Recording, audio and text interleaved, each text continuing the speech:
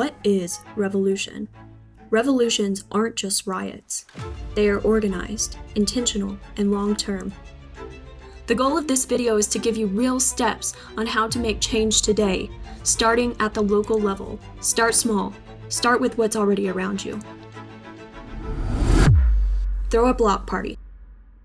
Imagine this, you walk outside and instead of the usual silence, your street is buzzing with people actually talking. Someone's grilling, another person is showing how to fix a bike. There's a table where people are swapping homemade goods. That's not just a party, it's an economic reset button. Because when people know each other, they trust each other. And when they trust each other, they start helping each other. That's how every real movement starts, not with a speech, but with a reason to gather. Cut out the middleman. Start trading locally. When people hear barter economy, they picture something rigid, like a medieval marketplace where you have to trade exactly one sack of grain for a chicken. That's not what we're talking about. This isn't about keeping score. It's about bringing back the natural give and take of community. Need help? Hire someone. Don't know how to fix something? Pay a specialist. Want to move? Call a company. And sure, sometimes you need professional services, but a lot of the time, you could just ask your community. This kind of informal exchange isn't just good for saving money. It breaks the cycle of corporate dependence. When we stop treating every interaction like a business deal and start seeing it as people helping people, something shifts. The neighborhood gets tighter, friendships form, and suddenly, we're not just surviving in the system, we're building something outside of it. So start small. Offer to help a friend without expecting anything back. Accept help without feeling like you owe a debt. These little acts, they add up. And before you know it, you're not just living in a neighborhood, you're part of a community. Use what's already there. Forget permission, just start. One of the biggest myths we've been sold is that we need permission to start something, that we need to have the backing of a big organization, a pile of funding, or some fancy title. But let's get real. There is a huge difference between a charity like Habitat for Humanity coming into a neighborhood with their branded t-shirts versus a neighbor you actually know picking up litter or offering to help without any official title. One feels like a service, and the other feels like a movement, because it is. When it's someone from your community, it's personal. You're not just helping out, you're building trust. The impact goes beyond just the task. It's the connection that creates real change. And the truth is, you don't need to wait for some group or fancy organization to start acting. You got everything you need right in front of you. Libraries are open for more than just books. They're free meeting spots where people can come together to share ideas, plan, and get to work. Parks and public spaces are yours to use, perfect for pop-up events, local cleanups, or simply gathering to talk about what matters. Small businesses could be the heart of a community. Partner with them for space, support, or even to host workshops. You'd be amazed how willing many of them are to help, especially if you're supporting local goals. Stop waiting for permission. The key to all of this is taking the first step. Just start. Gather your neighbors, meet at the library, head to the park. Don't wait for a title, a logo, or a check to get things rolling. You've already got the resources. You've already got the community. All that's missing is the action. The takeaway: action builds trust. The truth is, no one believes in change until they see it happening. Your neighbors, they're just as frustrated with the system as you are. They know it's broken, but they don't know where to start. Be the person who starts. Don't wait for a movement, build one. My challenge for you this week is just to pick one action. Host a gathering, start a trade, or find a local space to use. Put in the comments, what was your first step? Build self-sustaining local economies. In a world where we're constantly bombarded with ads telling us what to buy, it's easy to fall into the trap of consumerism. Most of the things we buy just end up gathering dust. But the real fulfillment comes when we take a step back and start asking, what do I really need? What do I really value? This is where conscious consumerism comes in. It's about waking up to the fact that every dollar we spend is a vote for the kind of world we want to live in. Every time you make a purchase, you're choosing who gets the power. Do you want that power to go to giant corporations, Or do you want it to go to people you know, to businesses that care about the community, to people who value sustainability and craftsmanship over cheap mass production? When you buy from them, you're investing in quality and purpose, not just a transaction. Imagine growing your own food, fixing your own tools, and knowing exactly where your goods come from. It's not about doing it all yourself. It's about taking pride in ownership and maintenance, valuing what you have, and understanding that small actions can have a lasting impact. Sustainability doesn't have to be complicated or expensive. Sometimes it is as simple as choosing quality over quantity.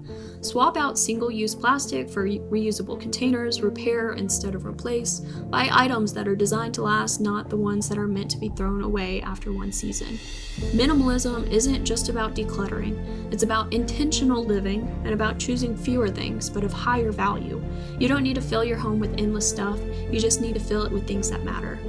So whether you're buying fresh produce from a local farm, investing in a handmade item, or simply taking pride in the things you own and maintaining them, you're making a choice to vote for small businesses, to vote for sustainability, and to vote for a future where communities thrive on their own terms, not on the terms of big corporations. Remember, every dollar is a vote. Make it count. Transparency and accountability. The biggest threat to progress isn't capitalism, it's secrecy. The issue isn't that free markets don't work, in theory. It's how the corporate world has twisted capitalism into a system where profits come first, no matter the cost. Mom and pop shops, they operate fairly because they know their customers. The transactions are personal, but when you scale up to corporations, things change. The mission shifts from creating value to maximizing shareholder profit. Suddenly, it's not about serving the community, it's about keeping investors happy, and that often means cutting corners or pushing prices up behind closed doors. And here's the problem. We can't fix something if we can't see it. If the system operates in the shadows, corruption will thrive unchecked. Take a moment to think about how much we don't know about the companies we're supporting. Ever wonder why your healthcare bill is so high, or how certain prescription drugs seem to skyrocket in price overnight? It's not an accident, it's engineered. But here's where we get the upper hand. Transparency is the weapon we can use to hold these systems accountable. Corporations like to keep things hidden. Lobbying, pricing, pay structures, all of it concealed, often by design. But once we start pulling back the curtain, the game changes.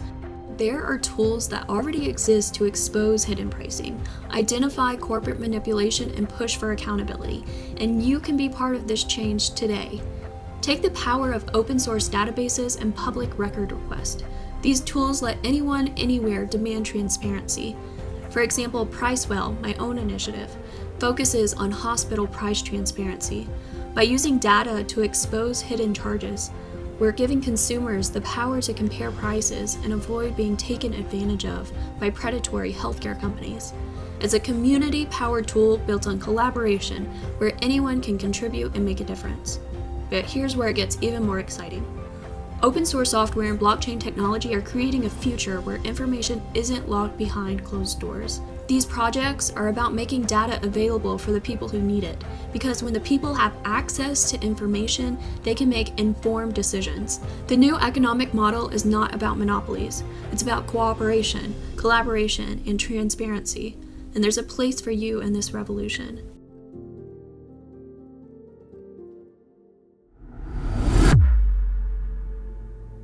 If you've watched this far, you've already taken the first step in transforming your world. Revolution isn't about tearing down the system. It's about creating new systems that serve you, your neighbors, and your community. Systems that don't rely on the old. The real shift comes when you realize that small actions compound and relationships matter more than titles. So get out there today, meet your neighbors, support local businesses, use your voice to demand transparency, and start using technology to build alternatives. It's not about expecting massive changes overnight. It's about enjoying the process. Revolutionaries aren't made by waiting for the perfect moment. They're made by taking the moment you have right now and turning it into something bigger. This isn't a sprint, it's a marathon. The patience and resilience you cultivate today will pay off tomorrow. To quote Saul Alinsky's Rules for Radicals, what is the most important leadership trait for any revolutionary? The ability to listen, to connect, and to bring people together in a way that resonates with their own experience. Again, patience is key. It's easy to feel frustrated when progress seems slow, but every relationship you build, every conversation you start, every action you take is laying the groundwork for the change you want to see. So what's your revolution? What small step can you take today to begin making the change you want to see in the world? Take that first step. Start where you are, and then drop your local initiative idea in the comments. Let's keep this conversation going, and let's build this movement together.